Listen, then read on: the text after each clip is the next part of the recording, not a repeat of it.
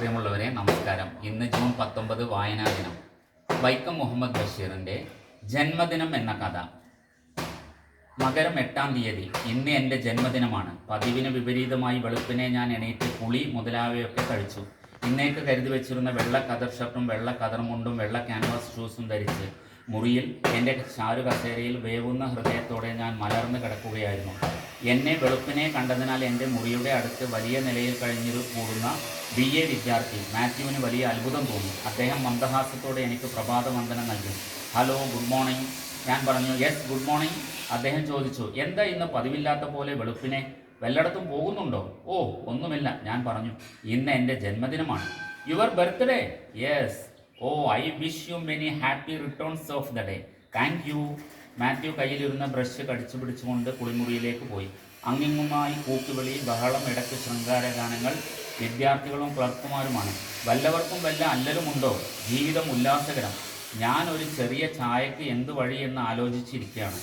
ഉച്ചക്കുള്ള ഊണിൻ്റെ കാര്യം ഉറച്ചിട്ടുണ്ടായിരുന്നു. അകാരണമായി ഹമീദ് എന്നെ ഉണ്ണാൻ ക്ഷണിച്ചു. ഇന്നലെ ഞാൻ ബസാറിലൂടെ പോകുമ്പോൾ അദ്ദേഹം ചെറിയൊരു കവിയും വലിയൊരു ധനികനുമാണ്. ഏതായാലും ഉച്ചവരെ ചായ കുടിക്കാതിരിക്കാൻ വിഷമം.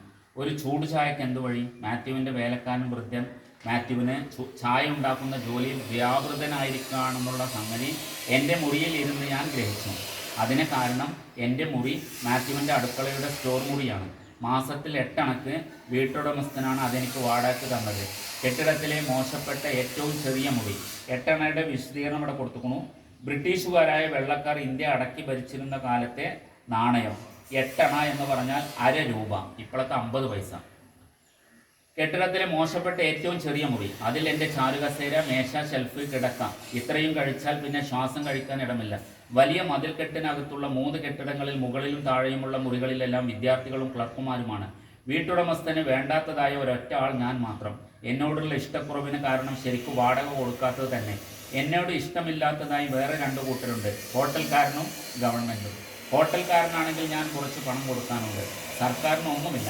എങ്കിലും എന്നെ കണ്ടുകൂടാ. അങ്ങനെ താമസം, ആഹാരം, നാട് 3മായി. ഇനി എൻ്റെ വസ്ത്രങ്ങളുടെയും ഷൂസിൻ്റെയും വിളക്കിൻ്റെയും കാര്യമുണ്ട്. ഒന്ന് വ്യക്തമാക്കേണ്ടിയിരിക്കുന്നു. ഇപ്പോൾ പാതിരാത്രി കഴിഞ്ഞിട്ടുണ്ട്. കടലാസും പേനയുമായി എൻ്റെ മുറിയിൽ നിന്നിറങ്ങി വളരെ സമയമായി പട്ടണത്തിൽ ചുറ്റി നടക്കുകയായിരുന്നു. വേറെ വിശേഷത്തിനൊന്നുമല്ല. ഈ ഒരു ദിവസത്തെ ഡയറി ആദ്യം മുതൽ അവസാനം വരെ എഴുതണം. സാമാന്യം ഭേദപ്പെട്ട ചെറുകഥക്കുള്ള സാധ്യതകൾ ഇതിലുണ്ട്. പക്ഷേ എൻ്റെ മുറിയിലെ വിളക്കിൽ എണ്ണയില്ല. എഴുതുവാൻ വളരെ ഉണ്ട് താനും. അതുകൊണ്ടാണ് കിടക്കപ്പായിൽ നിന്ന് എണീറ്റ് വന്ന് ഈ കായലോരത്തെ ഏകാന്തമായ വിളക്കുകാലിൽ ചാരിയിരുന്ന് സംഗതികളുടെ ചൂടാറും മുമ്പ് എഴുതാൻ തുടങ്ങുന്നത്. പെയ്യുവാൻ പോകുന്ന കാർമേഘങ്ങൾ പോലെ ഈ ദിവസത്തെ സംഭവങ്ങളെല്ലാം എൻ്റെ അന്തരംഗം പൊട്ടുമാറി തിങ്ങി വിങ്ങി നിൽക്കുന്നു. അസാധാരണമായി ഒന്നുമില്ല. പക്ഷേ എൻ്റെ ജന്മദിനം. ഞാൻ സ്വദേശത്തിൽ നിന്നെല്ലാം വളരെ ദൂരെ അന്യനാട്ടിൽ. കയ്യിൽ കാശില്ല, കടം കിട്ടാൻ വഴിയില്ല. ഉടുത്തിരിക്കുന്നതും മറ്റും പല സുഹൃത്തുക്കളുടേതാണ്. ഒന്നും എൻ്റേത് എന്ന് പറയാനില്ല. ഈ നിലയിലുള്ള ജന്മദിനത്തിൻ്റെ അനേകം പുനരാവർത്തനങ്ങൾ ഉണ്ടാവട്ടെ എന്ന് മാത്യു ആശംസിച്ചപ്പോൾ എൻ്റെ ഹൃദയത്തിൻ്റെ അകക്കാമ്പ് ലേശം വേദനിച്ചു. ഞാൻ ഓർക്കുകയാണ്. മണി 7. ഞാൻ കസേരയിൽ കിടന്നുകൊണ്ട് ഓർത്തു, ഈ ദിനമെങ്കിലും കളങ്കമില്ലാതെ സൂക്ഷിക്കണം.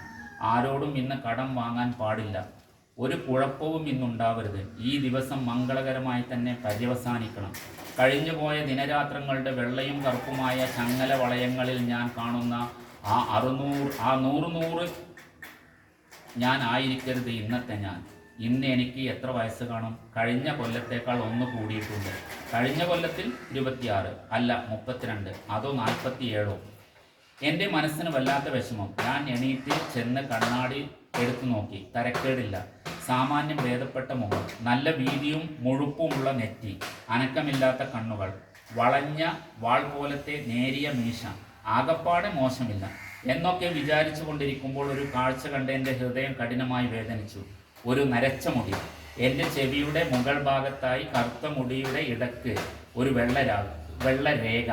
ഞാൻ അത് വളരെ പണിപ്പെട്ട് പറിച്ചു കളഞ്ഞു. എന്നിട്ട് തല തടവിക്കൊണ്ടിരുന്നു. പിൻഭാഗത്ത് നല്ല മിനുസം, കഷണ്ടിയാണ്. ഞാനത് തടവിക്കൊണ്ടിരിക്കുമ്പോൾ തലവേദനയുടെ നേരിയ ലാഞ്ചന. ചൂടുചായ കുടിക്കാഞ്ഞിട്ടായിരിക്കുമോ? മണി 9. എന്നെ കണ്ടപ്പോൾ ദുർമുഖത്തോടെ ഹോട്ടൽക്കാരൻ ഉള്ളിലേക്ക് വലിഞ്ഞു. ചായ കൂട്ടുന്ന വൃത്തികെട്ട പയ്യൻ കുടിശ്ശിക കൊടുക്കാൻ ആവശ്യപ്പെട്ടു. ഞാൻ പറഞ്ഞു, ഓ അത് നാളെ തന്നേക്കാം. അവന് വിശ്വാസമായില്ല. നിങ്ങൾ ഇന്നലെയും പറഞ്ഞത് ഇന്ന് കിട്ടുമെന്നല്ലേ വിചാരിച്ചത്? പഴയ കാസ് തരാണ്ട് നിങ്ങൾക്ക് ചായ തരണ്ടാന്ന് പറഞ്ഞ്. ഓ മണി 10. ചുണ്ടുണങ്ങി, വായിൽ വെള്ളമില്ല, നല്ല ഉച്ച സമയത്തെ ചൂട്, ക്ഷീണത്തിൻ്റെ മഹാഭാരം എന്നിൽ അമരുകയാണ്. അപ്പോൾ പുതിയ മെതിയടി വിൽക്കാനായി വെളുത്ത് മെലിഞ്ഞ് 8ഉം 10ഉം വയസ്സായ 2 ക്രിസ്ത്യാനി പയ്യന്മാർ എൻ്റെ മുറിവാതിൽക്കൽ വന്നു. ഞാൻ 2 മെതിയടി വാങ്ങിക്കണം. ജോഡിക്ക് 3 അണയേ വിലയുള്ളൂ. 3 അണ. 3 അണ എന്ന് പറഞ്ഞാൽ 18 പൈസ. വേണ്ട കുഞ്ഞുങ്ങളെ, അന്നാലും സാറിനെ പോലുള്ളവർ വാങ്ങിയില്ലെങ്കിൽ പിന്നെ ആരാ വാങ്ങണേ? കുഞ്ഞുങ്ങളെ എനിക്ക് വേണ്ട, കാശില്ല. ഓ അവിശ്വാസം സ്ഫുരിക്കുന്ന കൊച്ചുമുഖങ്ങൾ, ഒന്നിൻ്റെയും ഉള്ളറിയാൻ കഴിയാത്ത ശുദ്ധഹൃദയങ്ങൾ. ഈ വേഷവും ചാരുകസേരയിലെ എൻ്റെ ഈ കിടപ്പും. ഞാനൊരു സാർ ആണത്രേ. ചാരുകസേരയും ഷർട്ടും മുണ്ടും ഷൂസും ഒന്നും എൻ്റേതല്ല കുഞ്ഞുങ്ങളെ. എനിക്ക് യാതൊരൊന്നും ഈ ലോകത്തിൽ സ്വന്തമായി ഇല്ല. ഇനി ബാക്കി പിന്നെ. നന്ദി. വീണ്ടും കാണാം.